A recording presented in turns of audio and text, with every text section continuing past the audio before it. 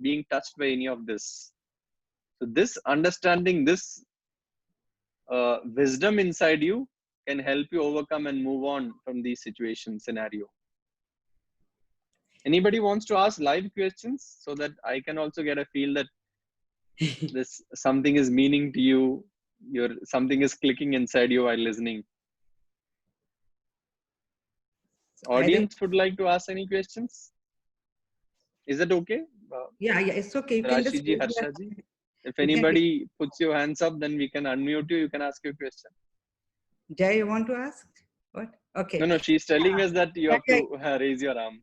yes. So anybody who wishes to ask, please raise your arm so that we can unmute you. Or else you can put in a chat box for us to Yeah. If answer. you ask questions, then things can be more interesting. I can talk what you wish to listen.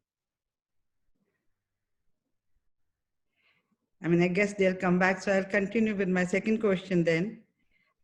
These have been Okay. sent by the people. How important are yamas and niyamas in practical life? If important, how to incorporate that? I would say it's absolutely important in your life if you want to move forward on the path of yoga.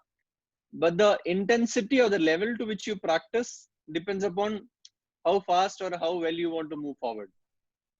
The Yoga Sutra, Patanjali says, after mentioning uh, all the ways to overcome all these things, he says, Tibra Samveganam Asanna means the the the speed with which you reach your goal depends upon the intensity of your practice.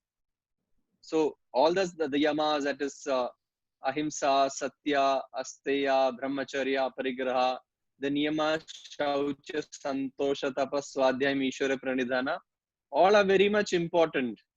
But the intensity with which you practice could be varying. Like just taking one yama, I would say, it'll take a lot of time to go through all of them. Just take one yama, that is ahimsa. Just following this point very vehemently can take you out of all the other issues, I would say. Just keeping this intention that let my actions, let my words, let my intentions not be hurtful to anybody, not be troublesome to anybody. This itself can bring a lot of peace and calmness inside you.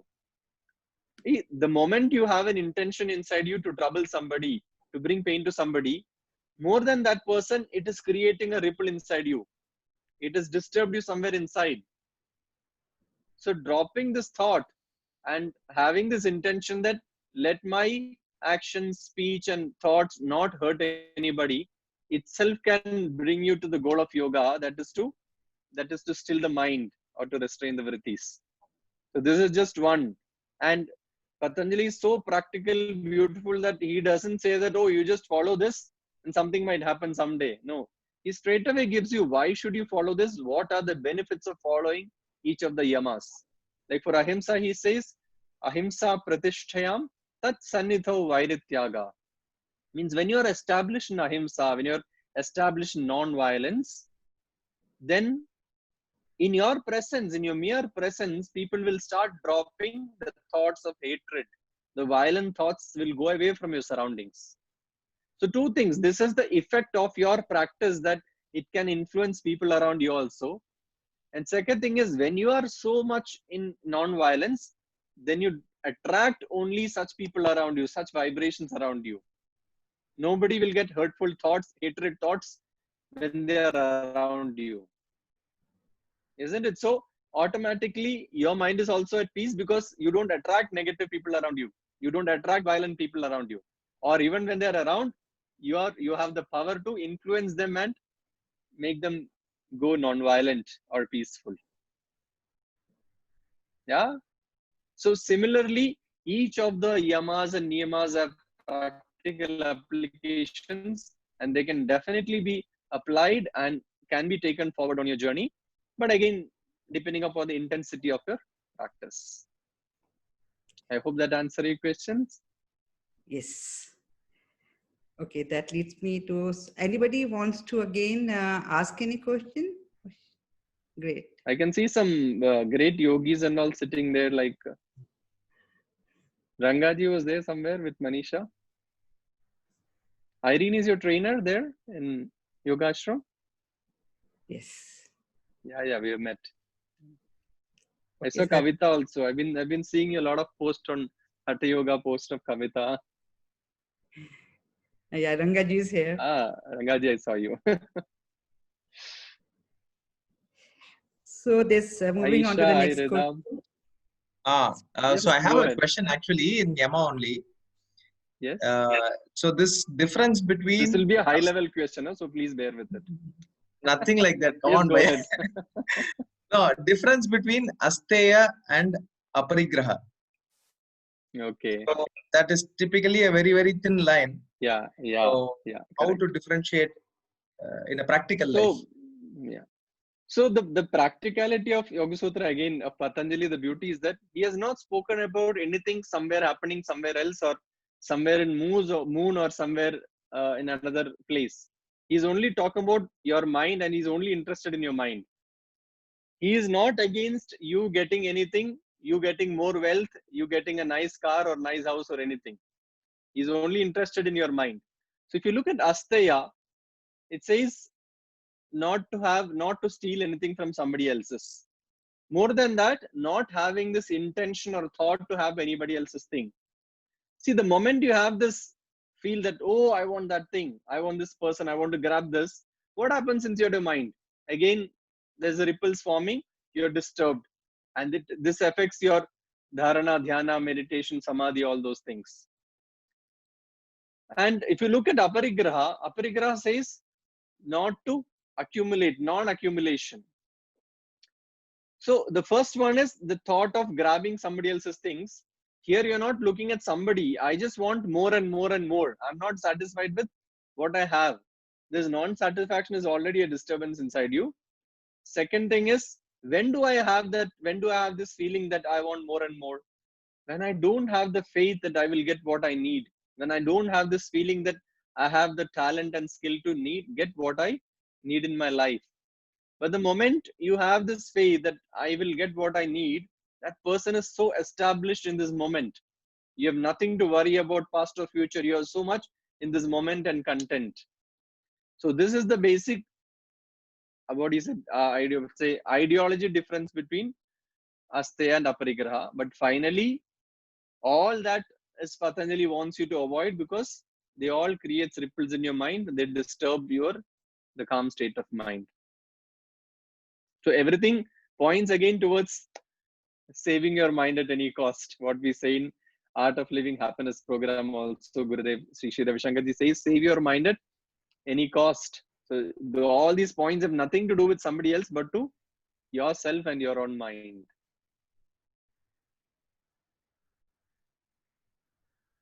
Yes, Rashiji? Yes. Thank you so much. That was really nice. We have another question. It says pranayama comes after asanas in Patanjali Yoga Sutras. However, in our regular practice, we sometimes do pranayams before asanas and other times pranayams after asanas. So what's correct? Yeah, in the Yoga Sutra sequence, it says Yama, Niyama, Asana, Pranayama, Pratyahara, Dharana, Dhyana, Samadhi. But there are certain traditions, even in Shrishi Yoga also, we start off with a couple of pranayamas because we feel that you need to achieve a calm state of mind so that your yoga, asana practice is much more deeper. That's one way to look at it. The other thing is some heating pranayama or some shat kriyas are done in the beginning so that brings a purifying effect and then you can move on to doing asana. Like for example, we start off with Kapal Bhati at times, which is a warm up in itself also, and it's a cleansing technique also. So that helps you go deeper into your asana. And at times there are people who starts with some calming pranayamas also, so that the mind is still before you move on to the practices. But ideally would be this like heating pranayamas, then do asanas, then do some cooling down pranayamas and move on to meditation. And it can vary from person to person and different principles can be applied there. But the end of it, your meditation, your samadhi should happen well. So all these things is to aid you towards that. Like in Yoga Sutra, after talking about asana pranayama, Patanjali says, what are the benefits of this? He says, dharana sucha yogyata manasa. Doing asana pranayama makes you more eligible to move into dharana and dhyana towards meditation. This enhances your capacity for meditation. So all this is a practice, but the end of it should be taking you to a calm and pure state of mind.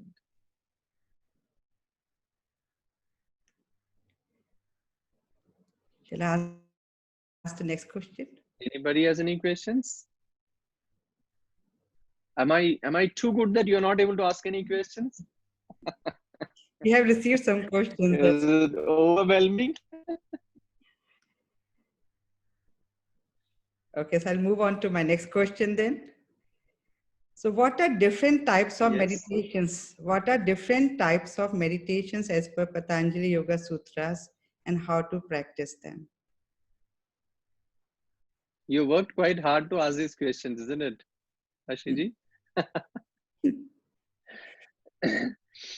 So, according to Yoga Sutra, if you mentioned, there's a lot of classifications mentioned for different types of samadhis. If you look at it, the first, the bifurcation is done. Classification is that Sabija Samadhi and Nirbija Samadhi. The word itself says Sabija means there is something, some seed inside it. The other is Nirbija Samadhi, that is Samadhi without any seed, without anything, the much deeper, purer state of Samadhi. Then further classifies them into, we call it Sampragyata Samadhi and Asampragyata Samadhi. Sampragyata means that with pragya, with some wisdom, with some knowledge in it. The other one is devoid of that. And then further classifies them into the Sampragyata Samadhi into Savitarka Samadhi, Nirvitarka Samadhi. Yes, very with gross thoughts, without gross thoughts. Savichara Samadhi and Nirvichara Samadhi, with subtle thoughts and without subtle thoughts also. But the deeper state of Samadhi mentioned is Nirbija Samadhi, that is without any of these traces or anything.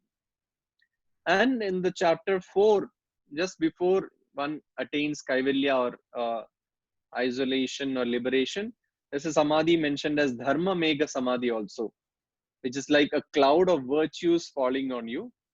So that is just before you attain liberation. So these are the main Samadhis mentioned. There's also further classification like how you attain this Samadhi. There is a sutra which mentioned talking about Vitarka Vichara Ananda Asmita Anugama Samadhi. So there is Vitarka and Vichara, we already explained. There is Ananda Anugama Samadhi and Asmita Anugama Samadhi also. Like I remember Gurudev explaining that Ananda Anugama Samadhi is like in our Art of Living advanced program, there's a meditation called as I am meditation, where you say, I am happy or I am unhappy. I am pleasant or I am unpleasant.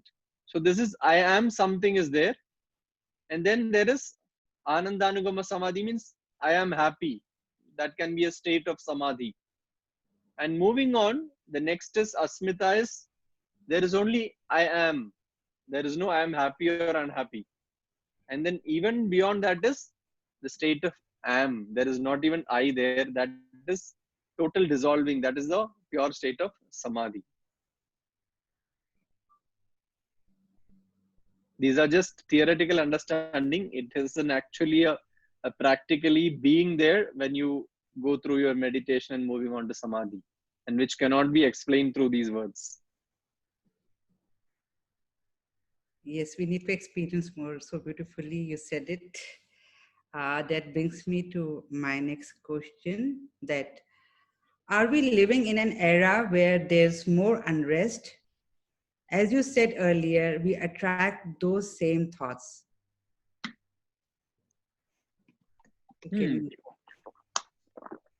Yeah, so the era has nothing wrong. If you are definitely if you are finding your situation, personal situations be difficult, then we cannot put the blame on the era or we cannot put the blame on somebody else.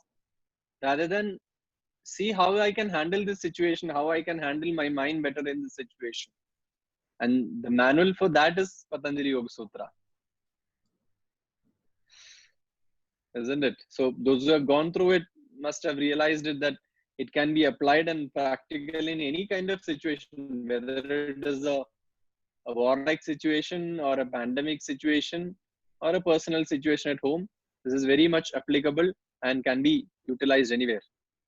And Patanjali himself says that, he says, Tasya bhumishu viniyogaha. This can be utilized at different stages, at different levels. It is not just to be understood and kept with you.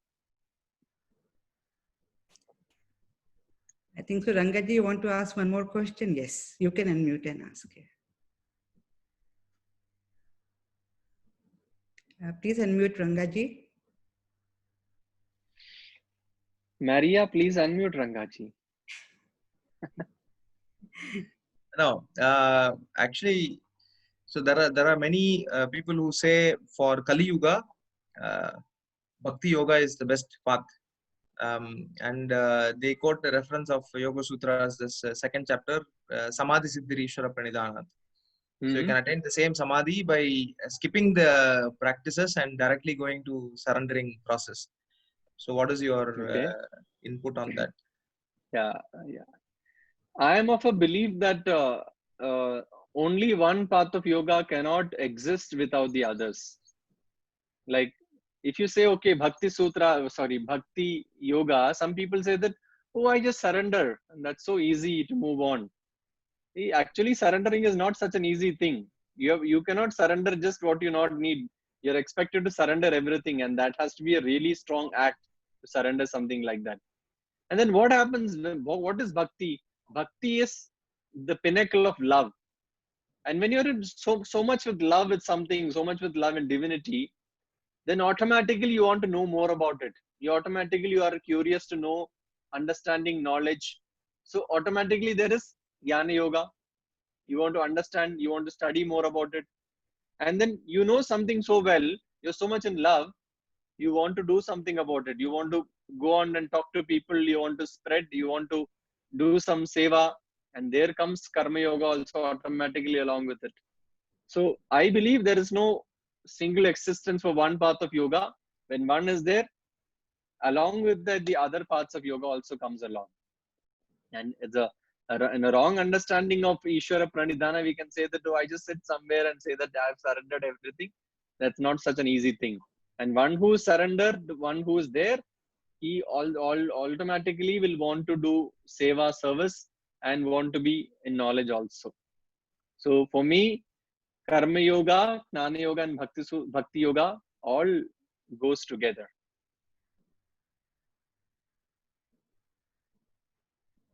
Does it make sense? Are you all awake? Yeah, anybody wants to ask? You haven't had lunch yet, right? Or you had your brunch on Friday?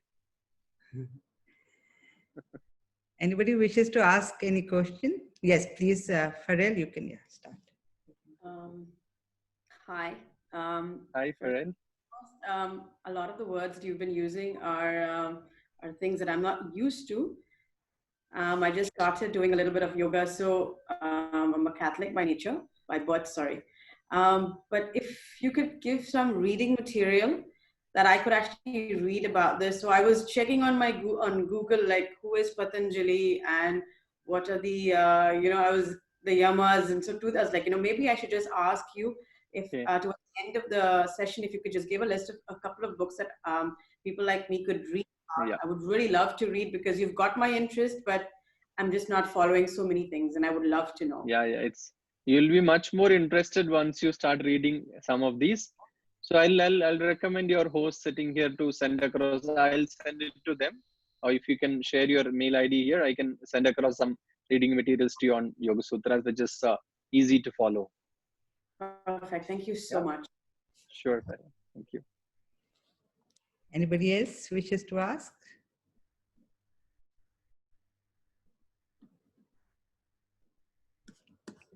Okay, so I'm moving on to my next question.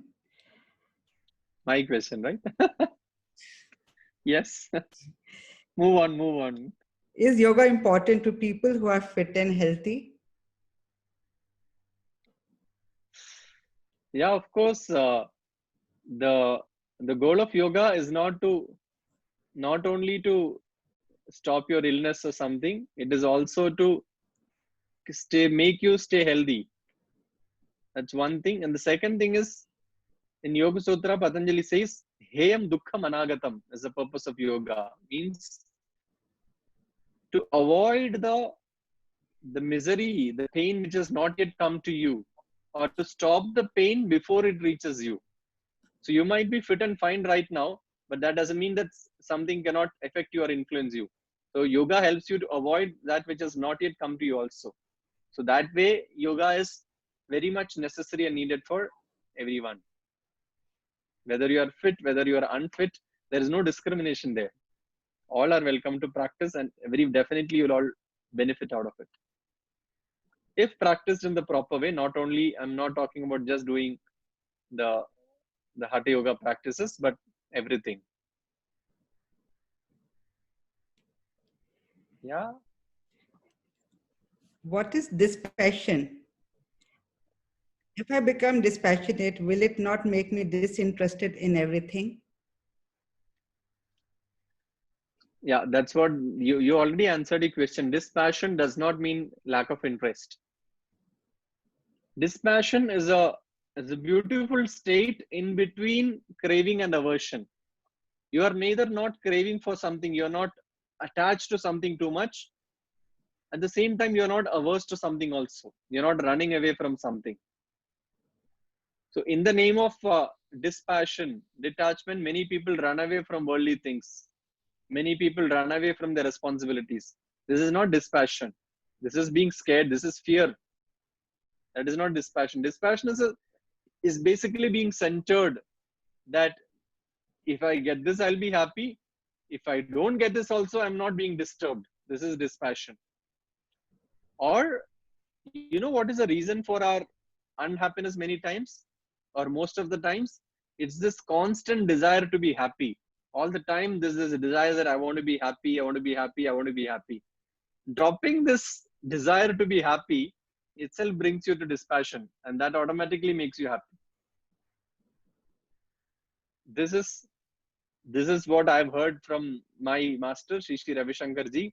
He beautifully says dispassion is being centered, neither being here nor being here, but being in the center.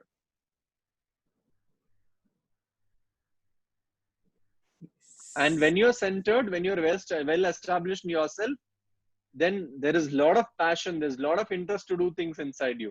It does not take you to a lethargic state. Don't think that a person who's very hyper is very passionate or he can do a lot of things. No. In his state of disturbed mind, he might end up doing wrong things, which is of no use. But somebody who's calm and composed, who's centered, he has a lot of energy and he has a lot of focus in doing things correctly. And that is most important. So dispassion does not make you lethargic or disinterested in things. In fact, it's the opposite of that. In fact, so many people would like you to share the reading list on Yoga Sutras. So they're saying don't send to only one person. So I'll send it to you, both of you. You can send it across to them. Your mailing list and Yoga Ashram team. Yes. Yes, Harsha ji. You have a question? Dev my goodness. There's a great yogi out there, Mr. Dev. Hi. So my question is, most people are addicted to carbohydrates and their monthly salary. How does the Yoga Sutras handle this? I think it's 1:15. It's time for your carbohydrate right now. We should take a break so that I can run away from this I'm in question. Harsha's health farm. It's a little hard to find free-flowing carbohydrates. Patanjali is not against you enjoying any of these things. You can have as much as carbohydrate, as much as money and salary as you want, as long as this does not get into your head. As long as it remains in your tummy, you work out and burn it off, it's perfectly fine. You can see some excellent yogis who are looking like this. You can ask them how you want to burn off all this carbohydrate. They'll also tell you how you can burn off all your wealth also if you want. But that's not the point what Patanjali is talking about. He's not, as I said earlier when I was talking about Asteya Parigraha also, he's not against we having any wealth or anything. It only means that we should be able to handle whatever is with us, with what is happening outside, what is happening within you. Your mind should be in a state to handle all those things. And this is what is the control of the mind is what is being mentioned in the Yoga Sutra throughout. So Yeah, the current environment of people being worried that they don't know where their paycheck is going to come from. You already answered. So the fear of that can also be handled through does that worry help us in any way getting the paycheck on time? Doesn't, right? No. So in Yoga Sutra again, Patanjali says a beautiful thing. He says, Parinama tapa gunavritti virodhascha sarvameva dukkham vivekinam. He says the result might be good or bad. You can't sure. You have done something, you're waiting for the result. That can be positive or negative to you. The tapa, the waiting for that, the anxiety, whether I'll get it or not, this is also painful. And parinama tapa, samskara, the impressions which you get from this is also painful, is the reason for your pain in future. So if you look at like that, everything in this world is painful. I don't want to leave you with this thought that everything is painful. But then if you always look at the result, what am I going to get? What am I going to get out of this doing this thing? Then you never enjoy what you're doing. You're only looking at the result. You're anxious about the result. The result goes wrong. Then again, you're upset. So look at things that way. Everything is painful. But then he also goes on to say that bhoga apavargartham. One of the sutras, he says, the whole world is for your enjoyment, for you to indulge. At the same time, it should liberate you also. You should be free of it also. Enjoy, be there as much as you want. At the same time, stay untouched or be free from that. Bhoga apavargartham drishyam. So enjoy your carbohydrate, enjoy your meal, but make sure that it doesn't touch you anywhere. Make sure that you work out in the evening and burn it off, and drop the desire to indulge in that again and again also. And this is your way to be free and peaceful. Good. Sharp, I think with that note, we can move on to your enjoy your meal, your Friday lunch. Yes, Rashi, are we done? Yeah, I mean, yes, mostly it's anybody wishes to ask anybody one last question before we wind up. So you have a chance to ask yourself. Okay, I just received one question. Can I ask? Yes, yes. Okay, so everything is illusion, illusion. So remaining untouched by all emotions. Indulgence is the key. Being untouched is the key, which is very much true. And also recognizing that everything is illusion is also a level of understanding, a stage of understanding you can have. Many times we, as I said earlier, when I spoke about avidya, that we see everything as permanent. This is going to be like this. This is how it is. But we should see that these are all coming and moving. Everything is called maya, that which can be measured or that which keeps changing, all asat. But that which is, there is something which is permanent, which is not moving, which is still, which is the experiencer, or which is the point from where everything is being seen. And yoga is to take you again and again back to that source, back to that, the seer. Being established, there is yoga. Yes, Ramindra, as you said, becoming the seer. You don't have to become the seer, you just have to be in the seer, because you're already that. Just recognizing and being there is yoga. I can just take one Okay, last. so Sorry. yeah, Irene, yes, Irene, yes. you want to ask? Can you So ask? I thought you have an immediate session after this. That's why I was hurrying through. No, we have I'm time. fine. I never get tired talking about yoga and yoga sutras. I think we can extend for 1 more hour then. I think so. Irene has a question. Would you like to unmute yourself and ask it? Ask, please. Well, Yes, Irene. Yeah, she's there. hi. Well, I've been studying for myself a lot of different religions and philosophies, and now I'm studying yoga philosophy. And what I noticed actually, there's a lot of common things in yoga, for example, with Taoism and Stoicism. So, what would you say are the closest philosophies or religions or spiritual paths that are closest to yogic philosophy? I Others. see that you have studied much more than me about all the other philosophies. Uh, as we say, the yogic philosophies we can't say relate to a certain age. From this time onwards, it was established or it come up. So I would say all the ancient religions, all the ancient cultures in the world has a connection to the yogic philosophies. It was present there also in some different forms. Like for example, I have been sitting here in Bangalore since so many years, but some of you saw me only now, like half an hour ago, 45 minutes ago, isn't it? That does not mean that I did not exist. I was here, but I was manifested to you only at this time when this Zoom call happened. So same way, the philosophy was always there. At certain times, in certain religions, certain cultures, it became prominent. Other times, it was there, but nobody realized or took it up. Like if you look at few centuries before, the yoga philosophy was again not so prominent that time. It is now in this modern age, it has become more and more prominent, and people are practicing it more clearly and more well. So I would not suggest that we relate it only to certain things. I would say that all ancient cultures, all ancient civilization had a connection between them. So that way, yoga being an ancient philosophy, that can be part of many religions, and there's no discrimination, there's no contradiction between any of them. Yeah. It was just a very small question. I don't want to disappoint anyone.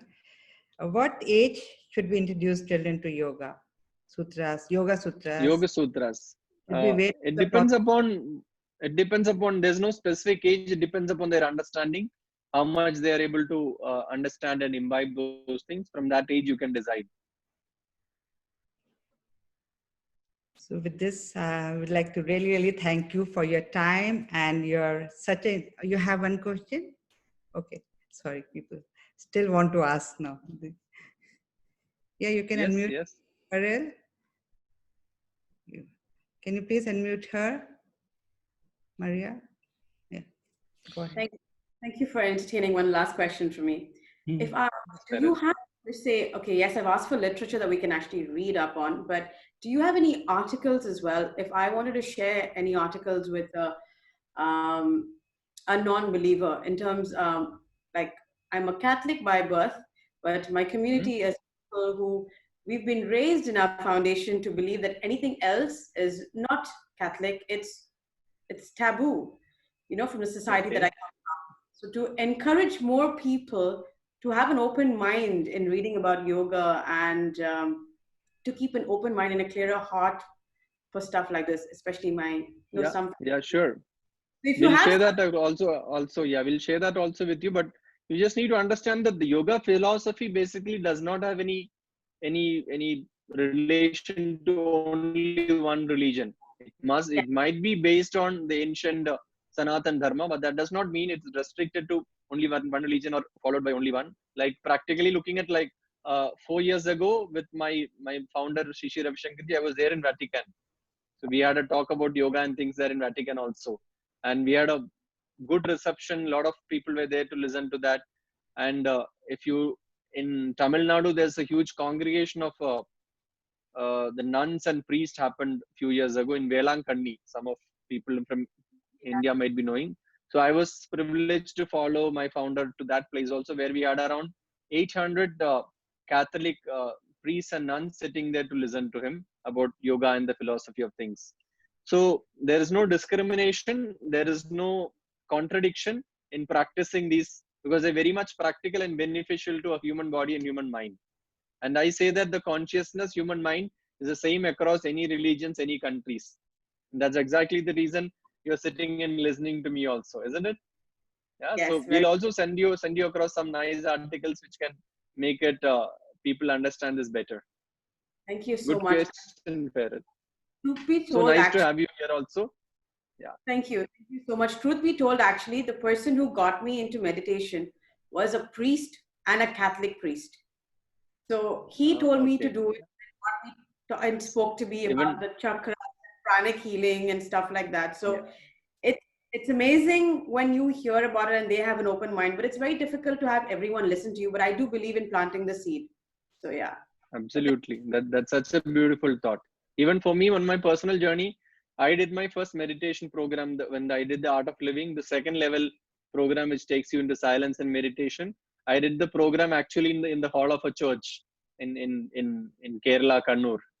There was a church we had given, the authorities given us place. So 4 days I was in that place and doing this program. That's amazing. Thank you so much. It's been such an insightful session that this is the first session I've seen nobody wants to leave Zoom. It's the first time I'm seeing there's no urgency. People are so happy and listening.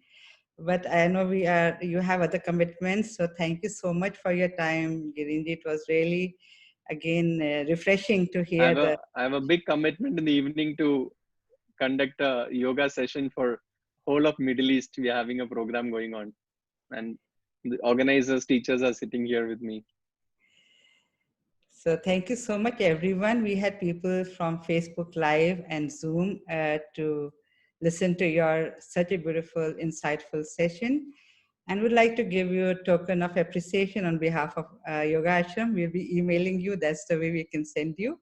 Thank you so much. And if anybody still has some questions, we can email him, and you can get your answers through email also. So do write to us, do approach one of the staff. On behalf of Yoga Ashram, I thank all of you for participating, and thank you so much, Girinji, once again. Thank you. Thank you for listening to me, and all the best for your yoga journey going forward. Namaste. Thank you. Namaste.